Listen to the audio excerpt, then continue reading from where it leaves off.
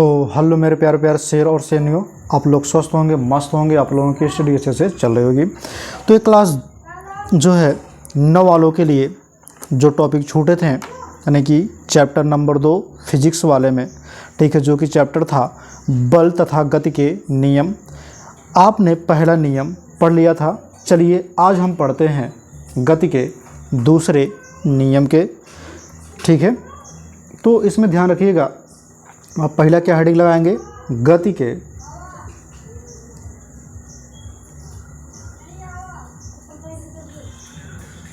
द्वितीय नियम।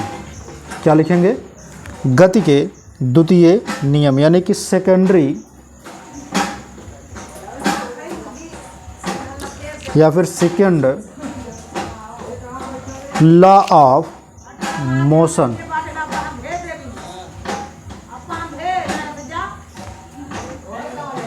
ठीक है, सेकंड लॉ ऑफ मोशन।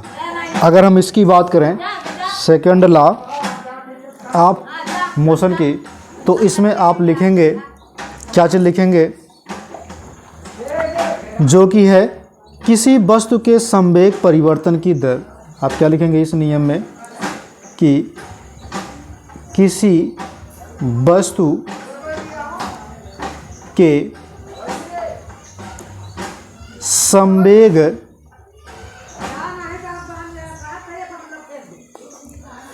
परिवर्तन की दर, संवेग परिवर्तन की दर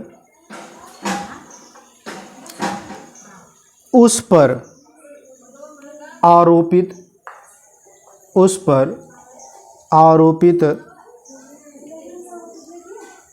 बाह्य बल, उस पर आरोपित बाह्य बल के अनुपाती होता है, अनुपाती होता है या फिर होती है, तथा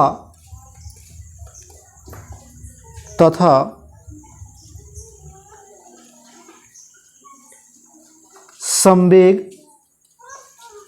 में परिवर्तन की दिशा आरोपित बल की दिशा में होती है। ठीक है, यानी ध्यान रखिएगा, कह रहा है किसी वस्तु के संवेग परिवर्तन की दर, ठीक है, उस पर आरोपित बाह्य बल, यानी कि आरोपित बाह्य बल के अनुक्रमानुपाती होती है। तो ध्यान रखिएगा कि F बराबर हो जाएगा, अनुक्रमानुपाती किसके होगा, डेल्टा P बटे डेल्टा T के हो, डेल्टा P बटे डेल्टा T होगा। जब हम अनुक्रमानुपाती हटाते हैं तो एक नियतांक जुड़ता है, यानी इसके स्थान पे क्या जुड़ेगा, एक नियतांक जुड़ता है, यानी F बराबर हो जाएगा K डेल्टा P बटे डेल्टा T। ठीक है, इतना तो हमने लिख दिए। अब ध्यान रखिएगा कि अगर हम K बराबर 1 कर दें, क्या कर दें, यदि K बराबर 1 रखने पर, तो क्या हो जाएगा, जब हम K बराबर 1 रखेंगे तो ध्यान रखिएगा F बराबर हो जाएगा, इसके स्थान पे 1 रखेंगे तो गुणा हो जाएगा, तो डेल्टा P बटे डेल्टा T हो जाएगा। यानी इसे हम लिख सकते हैं F बराबर, क्या लिखेंगे, F बराबर ma लिख सकते हैं। ठीक है, इसको हम क्या लिख सकते हैं, A लिख सकते हैं। ठीक है, तो हम क्या लिख सकते हैं, ma लिखेंगे, ma लिख सकते हैं इसको। तो हमने इस चीज़ को लिखा। यानी एक तरीके से और कर सकते हैं इसे, कैसे, कौन सा तरीका है, पहला हो गया मेथड। दूसरा क्या करेंगे, इसमें ध्यान दीजिएगा, दूसरा जो मेथड होगा, जैसे मान लीजिए इसमें कहा है अनुक्रमानुपाती है, तो F अनुक्रमानुपाती है किसके, M के, और F अनुक्रमानुपाती है A के। तो दोनों को जब हम मिला देंगे, क्या लिखेंगे आप, दोनों को मिलाने पर, दोनों को मिलाने पर, जब हम दोनों को मिला देंगे, क्या कर देंगे, दोनों को जब हम मिला देंगे तो उस सिचुएशन में क्या होगा, F, ठीक है, अनुक्रमानुपाती किसके होगा, MA के। जब हम इसको हटाएंगे तो एक नियतांक जुड़ेगा, यानी F बराबर K MA, तो इसके स्थान पे हम 1 ले लेंगे, K बराबर 1 लिखने पर तो क्या हो जाएगा, F बराबर हो जाएगा यहाँ पे MA हो जाएगा।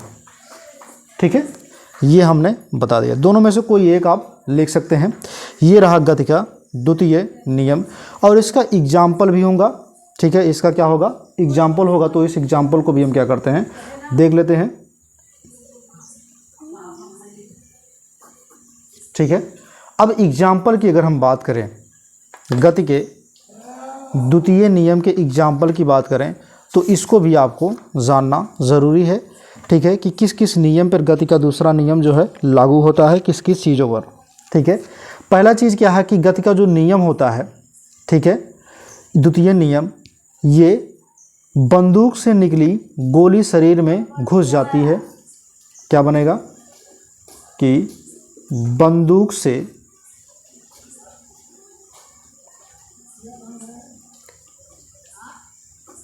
निकली गोली शरीर में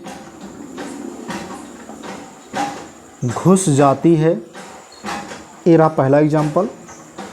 दूसरा क्या बनेगा कि क्रिकेट की गेंद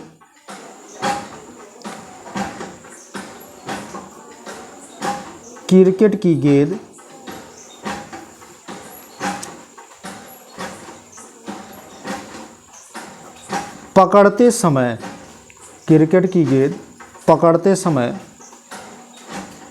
खिलाड़ी अपने हाथ पीछे खींचता है। ये रहे दोनों इसके एग्जाम्पल गति के दूसरे नियम के। ठीक है, अब हम गति के दूसरे नियम की अगर हम बात करें, इसमें कुछ चीज़ें ऐसी हैं, जैसे हम बात करें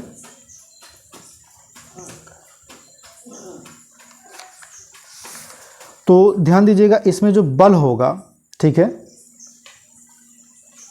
इसकी अगर हम बात करें तो ये जो बल होगा, ठीक है, इसको बोलेंगे, बल का जो मात्रक होगा न्यूटन बोलते हैं। क्या बोलते हैं, न्यूटन बोलते हैं।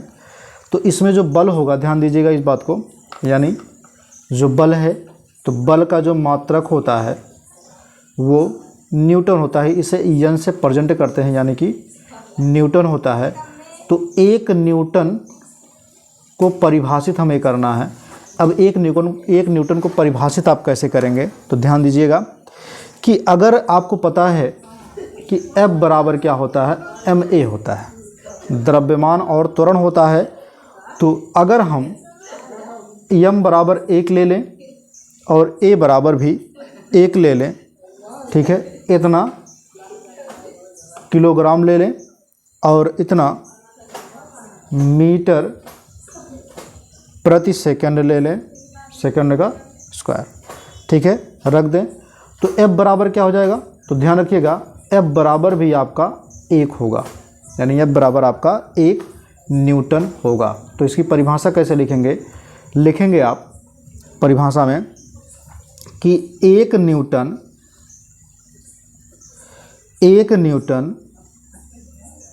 वह बल है जो 1 किलोग्राम द्रव्यमान की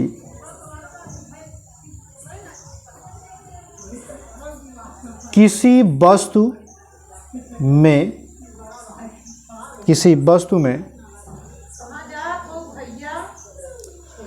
1 मीटर प्रति सेकंड स्क्वायर का त्वरण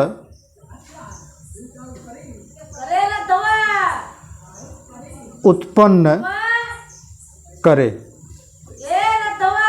ठीक है, आप इस चीज़ को लिखेंगे।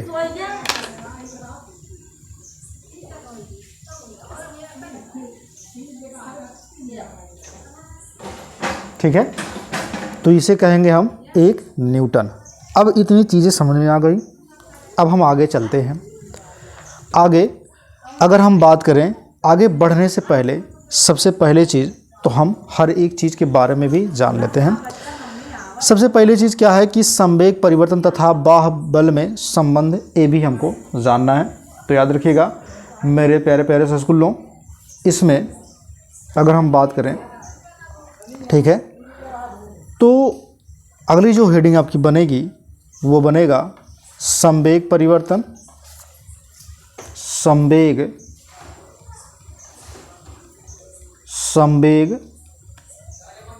परिवर्तन क्या बनेगा? संवेग परिवर्तन तथा बलयफ में संबंध, हमको ये बताना है। ठीक है, तो ध्यान दीजिएगा इन चीज़ों को। जब हम इसके संबंध की बात करें तो इसका स्टेटमेंट होता है जो कि आपको लिखना होता है, तो वो स्टेटमेंट आप लिख लीजिएगा। यानी लिखेंगे आप माना, क्या लिखेंगे? माना यम द्रव्यमान का, माना यम द्रव्यमान का एक पिंड, पिंड मतलब होता है यह वस्तु, एक पिंड प्रारंभिक वेग u से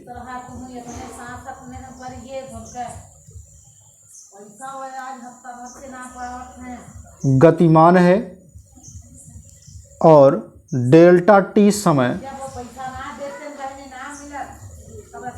बाद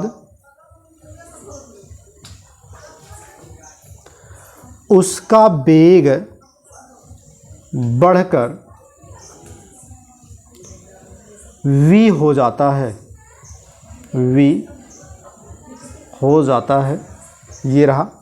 यानी इसके कहने का मतलब है कि अगर हम यम से चलते हैं u तक, अगर यम द्रव्यमान का कोई पिंड है तो चली है u तक। अब u वेग से जब चल रही है तो t समय में चली है, ठीक है, जो कि पहुंची है v। इसका वेग बढ़ करके v हो जा रहा है, तो प्रारंभिक वेग क्या होगा इसमें ध्यान दीजिएगा। ठीक है, प्रारंभिक वेग की अगर हम बात करें तो इसमें वेग नहीं होगा, संवेग होगा, प्रारंभिक संवेग होगा। और यहाँ पे याद रखिएगा संवेग ये भी होगा, प्रारंभिक संवेग, यानी P1 बराबर mu हो जाएगा। m ये u है, ठीक है। और अंतिम वेग, अंतिम संवेग यानी कि P2 बराबर हो जाएगा mv हो जाएगा। ठीक है, तो ध्यान रखिएगा यहाँ पे कि संवेग बराबर क्या होगा, तो संवेग परिवर्तन यानी कि डेल्टा P बराबर P2 minus P1, P2 minus P1। तो डेल्टा P बराबर हो जाएगा m ये वाला mv माइनस mu हो जाएगा। अब इन दोनों में यम है तो यम कॉमन कर लीजिए। तो यम जब कॉमन करेंगे तो क्या हो जाएगा, v माइनस u हो जाएगा, v माइनस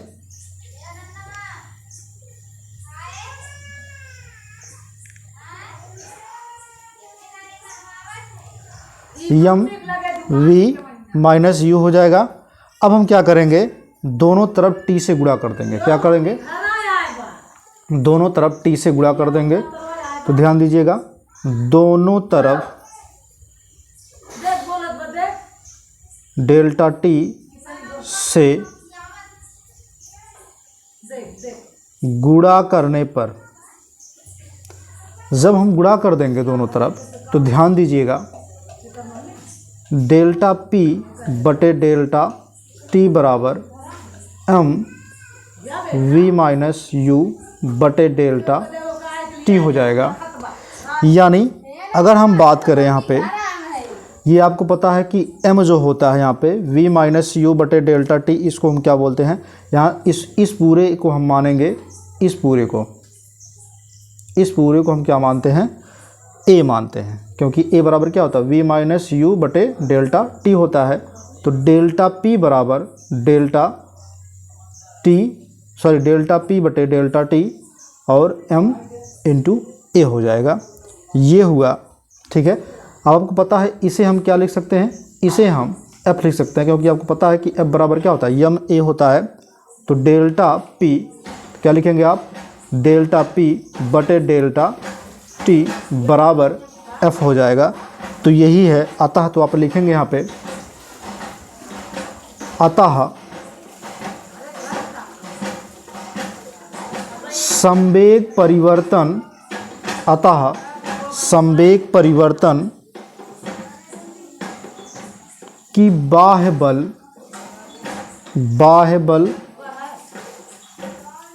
के बराबर होता है। ठीक है, इतना चीज़ आप लिख लेंगे। ठीक, तो ध्यान रखिएगा ये सब। बाकी आगे चलते हैं और अगला टॉपिक भी पढ़ते हैं। तो अगला टॉपिक है आपके सामने, ठीक है, जो कि है आवेग। क्या है, आवेग है। चलिए मेरे रसगुल्लों, अगला जो हेडिंग डालेंगे आप, संवेग डालेंगे। ठीक है,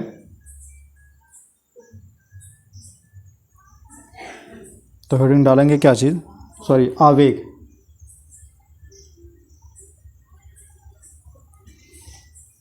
ठीक है, अब आवेग किसे कहते हैं ये आपको जानना है। ठीक है, तो ध्यान दीजिएगा, आवेग किसे कहा जाता है। जब कोई वस्तु, क्या लिखेंगे, जब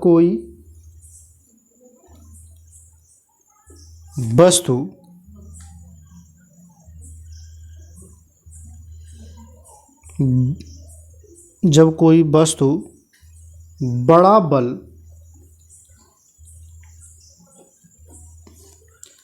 किसी वस्तु पर थोड़ी समय के लिए कार्य करता है,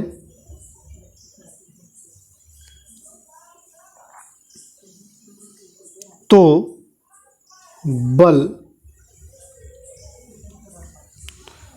F समय डेल्टा टी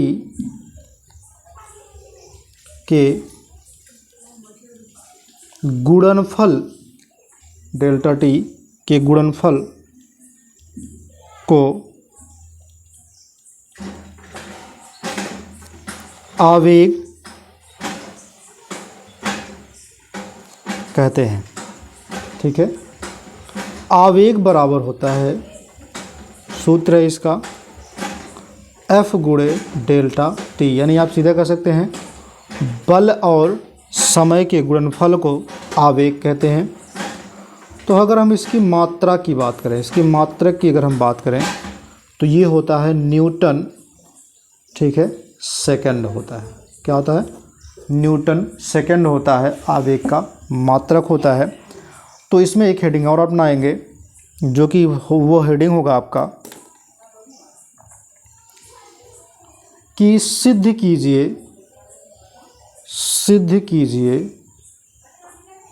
ये क्वेश्चन टाइप है, सिद्ध कीजिए आवेग संवेग परिवर्तन के बराबर होता है। सिद्ध कीजिए कि आवेग संवेग परिवर्तन के बराबर होता है। तो चलिए हम इसको सिद्ध करते हैं। तो अब लिखेंगे वी नो दैट, यानी हम जानते हैं, हम जानते हैं। तो मेरे रसगुल्लो आप क्या जानते हैं, ठीक है, वही समझाते हैं। आप जानते हैं कि F बराबर होता है MA होता है, ठीक है। तो F बराबर अगर हम A के स्थान पे रखें तो V माइनस U बटे डेल्टा T होता है ना। तो अगर हम तिरछा गुणा कर दें तो क्या हो जाएगा, F बराबर इसका गुणा होगा F इंटू डेल्टा T बराबर M V minus M U हो जाएगा। इसका अंदर गुणा हो जाएगा, इसका तिरछा गुणा हो जाएगा, ठीक है। तो ये इतना आ गया। आपको पता है कि आवेग हमको निकालना है, तो आवेग बराबर हो जाएगा P2 minus P1, P2 minus P1।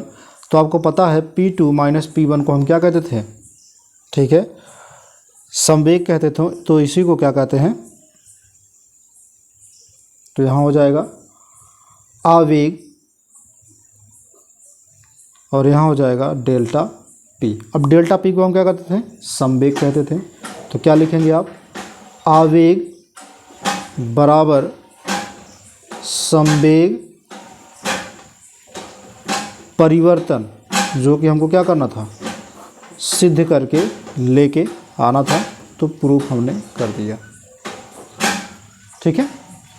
अब उसके बाद है इसमें कुछ सिद्धांत हैं जो कि आपको लिखने भी हैं, ठीक है।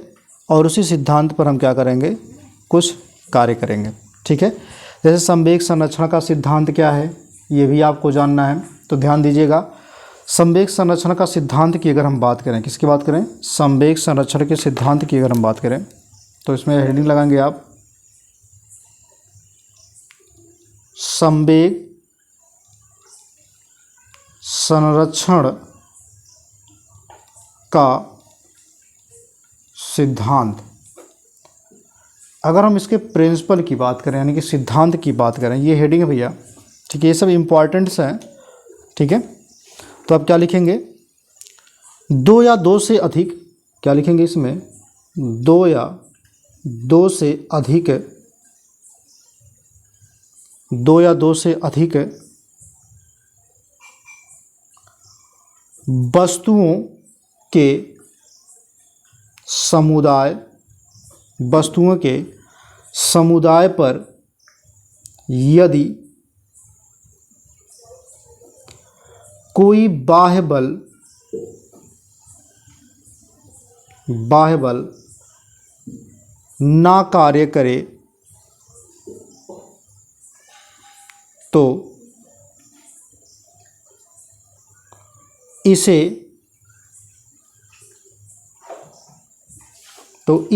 समुदाय संवेग नियत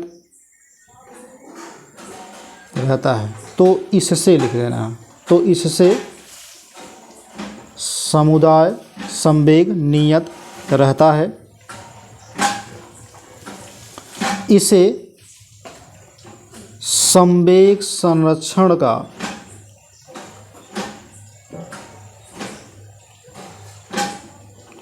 सिद्धांत कहते हैं। संवेग संरक्षण का सिद्धांत कहते हैं। ये चीज़ें इतना हो गया, यानी समझिए, अगर कोई यम द्रव्यमान का है, पिंड है, एक यम द्रव्यमान का कोई पिंड है, ठीक है, ये प्रारंभिक वेग यानी कि u1 से चली है और m2 वाले से यानी कि u2 से टकराई है। क्या हुई है, टकराई है। जैसे आप गोली खेलते हैं ना कंचे, तो एक गोली से दूसरे गोली पे क्या करते हैं, मारते हैं, तो टकरा जाती है, तो वही चीज़ है। उसके बाद क्या है, m1 जो होगा, ठीक है, वो v1 दोनों टकराने के बाद विपरीत हो जाएंगे। कैसे हो जाएंगे, m2 के क्या हो जाएंगे, विपरीत हो जाएंगे। ठीक है, यानी ये एक इधर भागेगा एक इधर भागेगा, जब दोनों में टकराव होगी तब, ठीक है, जब दोनों में टकराव होगी तब। अब ध्यान दीजिएगा, तो अब क्या लिखेंगे, माना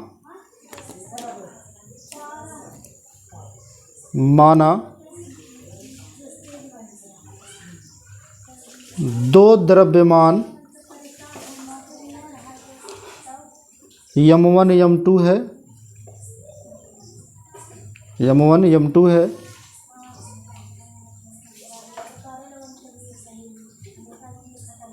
प्रारंभिक वेग u1 तथा u2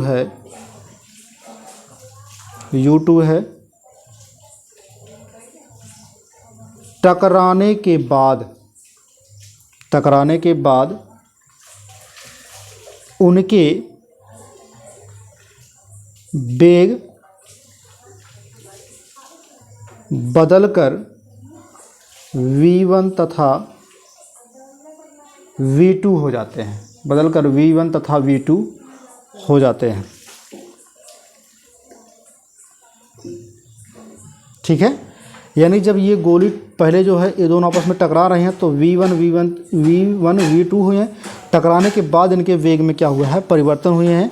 तो क्या लिखेंगे आप, संवेग संरक्षण के नियम से लिखेंगे यहीं पे, संवेग संरक्षण के नियम से, ठीक है। जब इसके नियम से आप लिखेंगे, क्या चीज़ लिखेंगे, लिखेंगे टकराने से पहले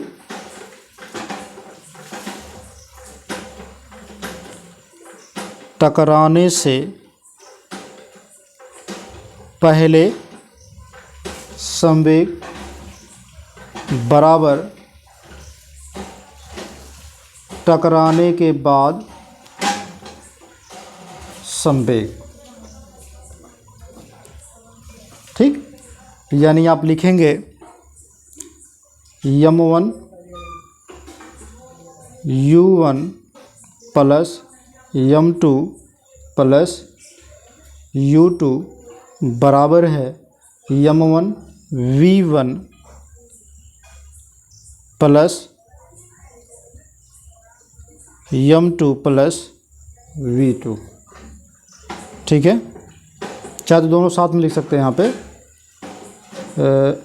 इसको डायरेक्टली लिख लीजिएगा, ठीक है, यहाँ प्लस ना लगाओ, प्लस इसको ना लगाओ, तो ये सूत्र एक बन गया और इसको आप याद रखेंगे, ठीक है।